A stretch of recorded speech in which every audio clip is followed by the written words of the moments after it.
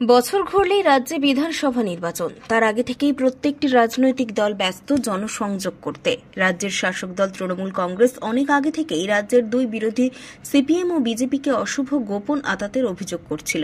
আর সেই অভিযোগ কার্যত বাস্তবে দেখা গেল ক্রিকেট খেলার মাঠে।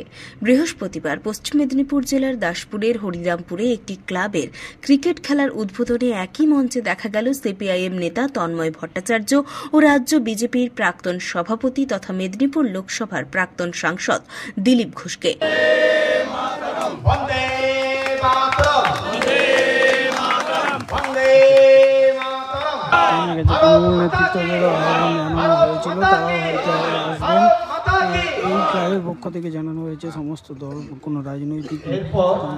এদিন ক্রিকেট খেলার উদ্বোধনে কখনো দিলীপ ঘোষ ব্যাট করেছেন, কখনো তন্ময় ভট্টাচার্য উইকেট কিপিং করেছেন, আবার কখনো তন্ময় ভট্টাচার্য ব্যাট করছেন তো দিলীপ ঘোষ উইকেট কিপিং।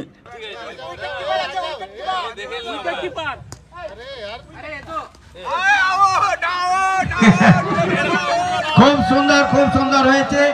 এরপর লাস্ট বলটি করবেন তন্ময় বাবু ভর্তি করবেন। আরেকটি বল হবে, সেটি হচ্ছে তন্ময় ভট্টাচার্য মহাশয়। আচ্ছা তাই করুন, ব্যাট করুন। তন্ময় বাবু ব্যাট করছেন আর আমাদের সভাপতি বল করছেন সুশান্ত মুক্তা মহাশয়। জোরে হাততালি, একটু জোরে হাততালি। এই যে ক্রিকেট খেলা, এইটাই আনন্দের খেলা। ও আমার সঙ্গে একসঙ্গে বিধানসভায় ছিলেন, স্থানীয় মানুষ, তার সঙ্গে আমার একটা সম্পর্ক আছে। একসঙ্গে আমরা থাকবো একটা উদ্বোধনী অনুষ্ঠান। আমি শুনেছি তৃণমূল কংগ্রেসের বিধায়ক সরকারের আশা, তিনিও আমার বন্ধু স্থানীয়, তিনি এলে তার সঙ্গে কোনো অসুবিধা নেই। বন্ধুত্বের একটা সম্পর্ক যখন আছে এবং দুজনেই যেহেতু রাজনৈতিক ব্যক্তি, স্বাভাবিকভাবে সমকালীন রাজনৈতিক বিষয় নিয়ে আলোচনা হচ্ছে। ক্রিকেট টুর্নামেন্ট করেছেন তো আমন্ত্রণ করেছেন, আমাকেও ওনাকেও করেছেন, এসে গেছি আমরা দুজনে, এখানে দেখা হয়ে গেল।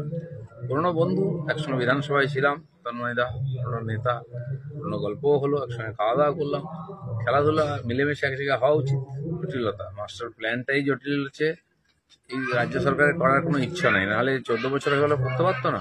কিছু টাকা দিয়ে দিচ্ছে, সেগুলো খাওয়া হয়ে যাবে, কোথায় চলে যাবে। যেমন কালীন কেলেঘাই নদীর 200 কোটি টাকা গায়েব হয়ে গেল, এরও এরকম যে 300-350 কোটি টাকা বলছে অ্যালটমেন্ট হয়েছে, সেগুলো গায়েব হয়ে যাবে, দেখা যাবে কোথায় এক কোদাল মাটিও পড়বে না।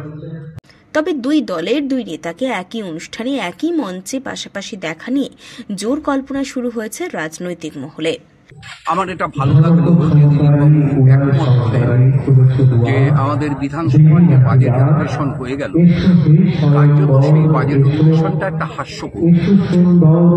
আপনারা সবাই জানেন যে বাজেট অধিবেশনে দ্রব্যমূল্য বৃদ্ধি আলোচনায় আসেনি, বর্গাদারের জমির পাট্টা কেড়ে নেওয়া হচ্ছে আলোচনায় আসেনি, আমাদের রাজ্যে 8,207টা প্রাইমারি স্কুল বন্ধ হয়ে গেছে আলোচনায় আসেনি, রাজ্যের সরকারি হাসপাতালে 40% ডাক্তার নেই, 70% নার্স টেকনিশিয়ান নেই, আলোচনায় আসে।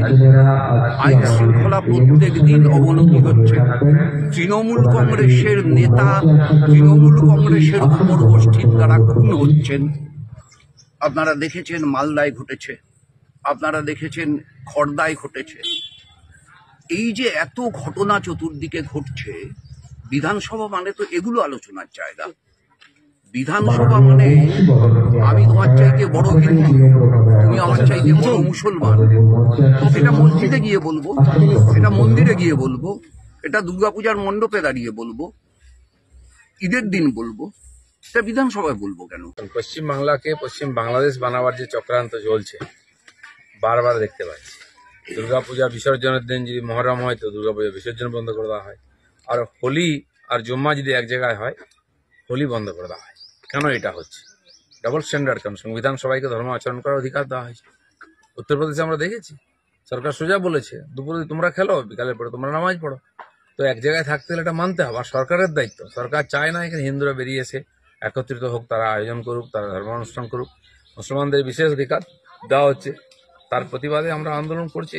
এবার রামনবমীতে বড় করে তার বিরুদ্ধে প্রতিবাদ হবে। পুলক বেরার রিপোর্ট, খবর বিসিবিএস।